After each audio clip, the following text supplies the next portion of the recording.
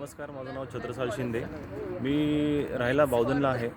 आमच्या एक जवळच्या मित्रांकडून मला एक VSA म्हणून एक संस्था आहे, वसुंधरा स्वच्छता अभियान.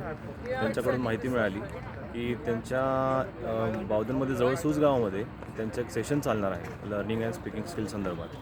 तर त्या संदर्भात मी भाग घेतला. तो तारीख साधारण 5 नोव्हेंबर 2020 ते 8 नोव्हेंबर 2020 पर्यंत चालणार होता. तर तिथे असा प्रोग्राम असा होता की 2 सेशन 2 दिवस तिकडे आम्ही प्रॅक्टिकल केलं. प्रॅक्टिकल म्हणजे साधारण शिकून घेतलं बऱ्याच गोष्टी. साधारण सेव्ह हिल संदर्भात, प्लांटेशन ट्री, स्पीकिंग स्किल्स म्हणजे बोलण्यात जास्तीत जास्त बोलून कसं आपण लोकांना कन्व्हिन्स करू शकतो त्या संदर्भात, लर्निंग स्किल्स ते सुद्धा होत्या. त्या संदर्भात होतं बरंच काही गोष्टी शिकण्यात आल्या.